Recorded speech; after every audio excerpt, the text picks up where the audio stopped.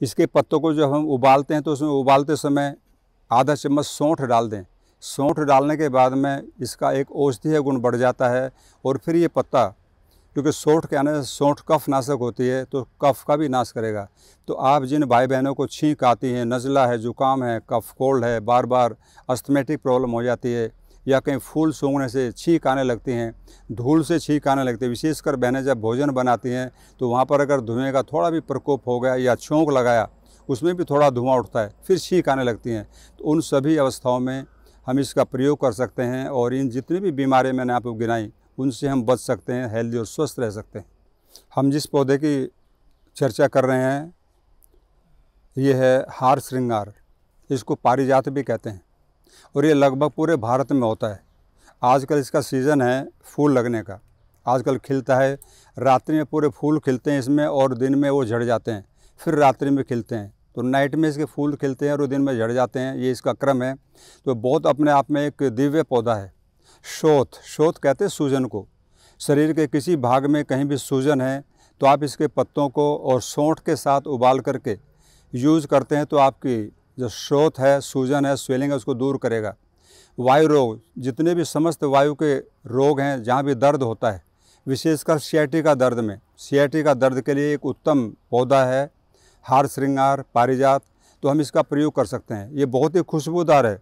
जहाँ पर ये पौधा लगा होता है इसमें इतनी खुशबू आती है, रात्रि में आप सोच नहीं सकते। हर व्यक्ति इसको सूंघने के बाद में मस्त हो जाता है। तो इसका बहुत ही आयुर्वेद ये प्रयोग है। और इसका एक प्रयोग है कानों के लिए। अक्सर हम देखते हैं जैसे व्यक्ति 50-55 साल का होता है तो सुनने की क्षमता धीरे धीरे कम होती चली जाती है। तो ऐसी अवस्था में इसका जो फूल है इसका प्रयोग किया जाता है। इसका फूल इकट्ठा कर लें और सुखाकर छाया में उसका पाउडर बना कर रखें। फिर एक छोटी चम्मच सुबह शाम उसको पानी के साथ लें तो कान के समस्त रोगों को दूर करने का सामर्थ्य अगर कोई प्लांट किसी पौधे में है तो वो हार श्रृंगार में है। दूसरा, वायु के रोगों में आप इसके फूल को सुखा करके रख लीजिए, पाउडर कर लें। और जब चावल बनाते हैं, चावल अक्सर क्या होता है कि ये वायु रोग को बढ़ाता है, लेकिन 1 चम्मच पाउडर इसका आप चावलों में डाल करके उसको बनाएंगे, एक तो उसके अंदर खुशबू हो जाएगी और उसके पश्चात खुशबू के साथ साथ में इसके अंदर जो एक गुण है वो हमारे शरीर के अंदर वायु रोगों को नहीं बढ़ाएगा।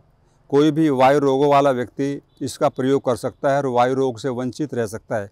तो बहुत ही अच्छा प्लांट है और इसका औषधीय गुण बहुत अधिक है। यदि आयुर्वेद से इसको निकाल दिया जाए तो मैं समझता हूँ एक बहुत बड़ा हिस्सा हमारा खाली हो जाता है। तो हम जिन भाई बहनों को कान की प्रॉब्लम है, शोथ है, सूजन है, सियाटिका पेन है या शरीर में कहीं भी कोई दर्द है तो इसके पत्तों को लेकर 3-4 पत्ते लें और उसको थोड़ा रगड़ दें। 1 गिलास पानी में थोड़ा सौंठ डाल करके उसको बॉयल करें, उसके बाद सुबह शाम पिएं तो निश्चित हमारे वायु रोगों को ठीक करता है। हाँ देखिए, जब हम वायु रोग की बात करते हैं तो वायु रोग 80 प्रकार के होते हैं। आयुर्वेद ऐसा मानता है कि 80 प्रकार के वायु रोग हैं, 40 प्रकार के पित्त के रोग हैं और 20 प्रकार के कफ के रोग हैं। तो इनमें सबसे ज़्यादा जो घनी मात्रा है वो है वायु रोगों की। वायु रोगों का मतलब है बॉडी के अंदर वायु रोग का बढ़ जाना। और फिर ये वायु रोग बढ़ते बढ़ते इतना तेज़ हो जाता है, इतनी एक अवस्था में पहुंच जाता है कि व्यक्ति के हर जोड़ में वायु का प्रकोप हो जाता है और व्यक्ति पीड़ित होता है। ऐसी सभी अवस्थाओं में यदि हम उस पीड़ा से बचना चाहते हैं तो अपने आंगन में निश्चित इसका पेड़ लगाएं, क्योंकि एक आयुर्वेदीय पौधा हमारे घर में होना चाहिए। और जब हम घर में लगाएंगे तो वायु रोग तो होगा ही। हमारा जो यहाँ से ऊपर वाला भाग है ये कफ का भाग है और यहाँ से यहाँ तक का बीच का जो भाग है पित्त का, नीचे वाला जो है ये वायु का है। तो 80 प्रकार के वायु रोग माने जाते हैं आयुर्वेद में। इस प्रकार से 140 प्रकार से बीमारियाँ आती हैं, उनसे हमें बचना है। और उससे बचने के लिए ये पौधा बहुत ही दिव्य प्लांट है, पौधा है, इसका प्रयोग कर सकते हैं। तो अपने आंगन में लगाएं और 80 प्रकार के दर्दों से निजात पाएँ।